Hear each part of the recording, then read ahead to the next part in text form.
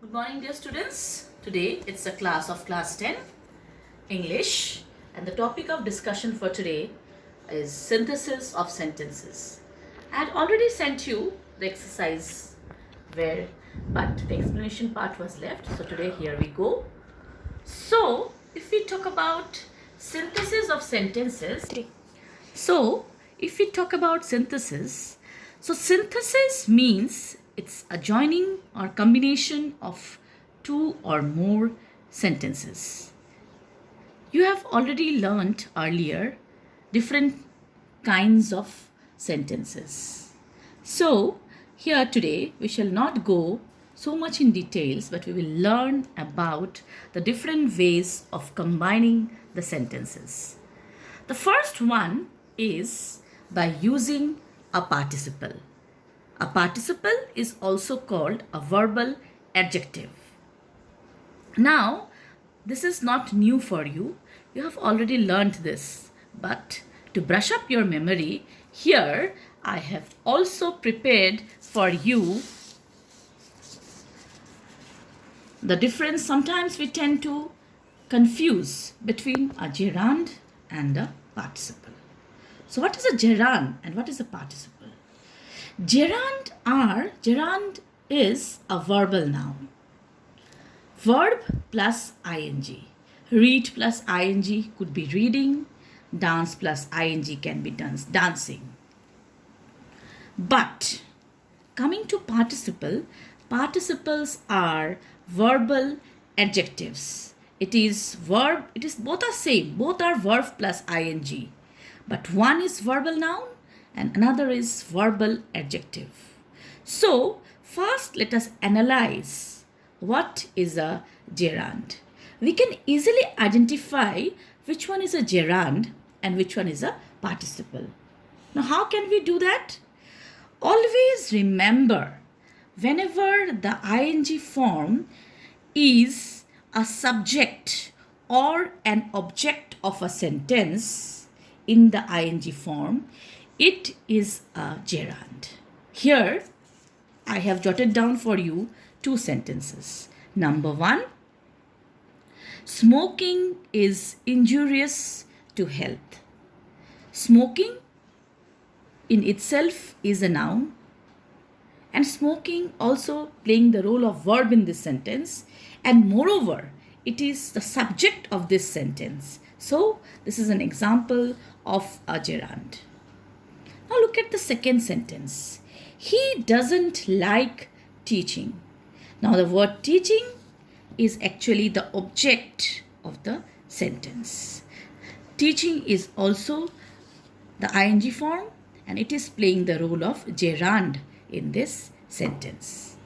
Now, another sentence you see, seeing is believing.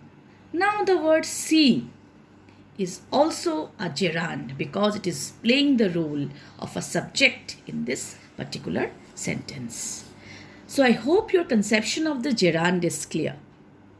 Now, let us discuss what is a participle. Basically, we shall be discussing, we have two participles, present participle and past participle. Now, participles are actually verbal adjective. They play the role of both a verb and an adjective. You look at this sentence. A running deer was shot. A running deer was shot.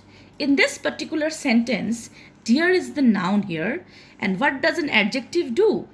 Adjective modifies a noun. So here, the word running is modifying the deer, the noun here. So it is the example of, that means an adjective. Now a question may come to your mind. Why it is called a verbal adjective? Why? Because the word running is actually run. Run is a verb.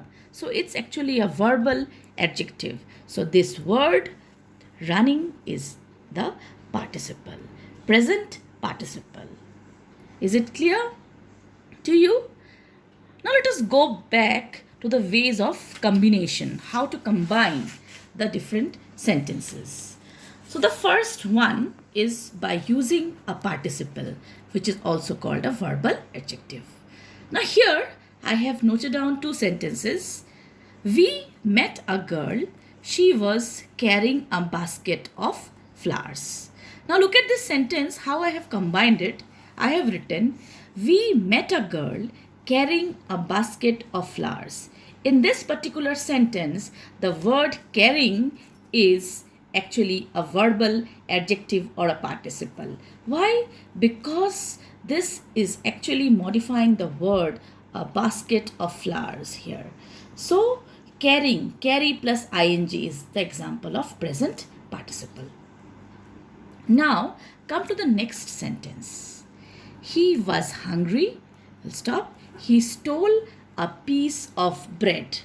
Here also I have made use of a participle, but here I have not made use of a present participle. Here I have made use of a past participle. The word driven word is the example of a past participle. So driven by hunger, he stole a piece of bread. Driven by hunger, he stole a piece of bread. So these two examples I have given. Number 1 is of present participle and number 2 is of past participle. Now, another way of combination is by using a noun. So look at these two sentences. Number 1, this is my friend. His name is Rama. How can I combine this? I have to combine it with a noun. So I have combined it and I have used this is my friend Rama. Now come to the next sentence. It's a very lengthy sentence, but still it's I spent 2 days in Cox's Bazar. It is one of the most attractive spots in Bangladesh. So how I have combined it?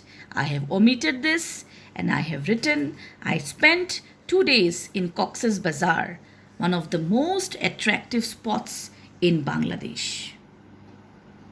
Now, there are some more ways by which we can combine the sentences. We can also combine by using a preposition with a noun or a gerund. Like, he has failed many times, many failures. He still hopes to succeed. So, here I have changed the sentence and I have written, in spite of many failures, he hopes to succeed. In spite of many failures, he hopes to succeed. Now look at the next sentence. You might be knowing, you might have some idea of infinitive. Infinitives are what? It is to plus the verb form. So here you see, I have some duties, comma, I must perform them. So I have combined it. I have some duties to perform. So this is the way of combination. How do we combine a sentence by using two sentences by using an infinitive? So I have some duties to perform.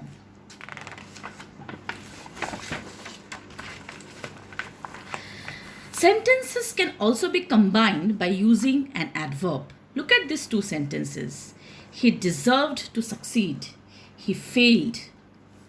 So I have used, this is the adverb I have used here. He failed undeservedly. Okay. So this is the way of combination. Now, apart from simple sentences, we can also combine sentences into compound sentences, as you all know. So do you know how do we combine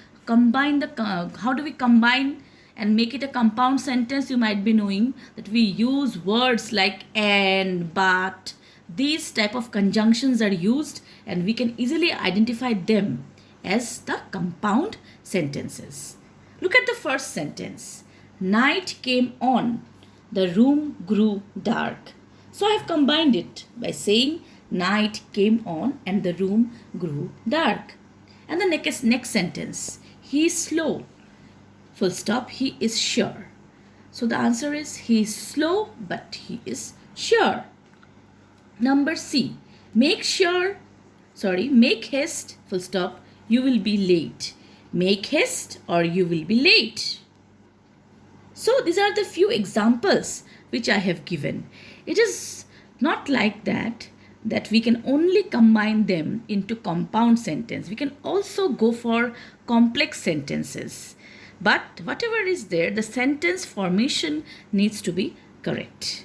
So, in our next class, my dear students, in our next class, we shall discuss the questions, the exercises which I had given as part of your homework.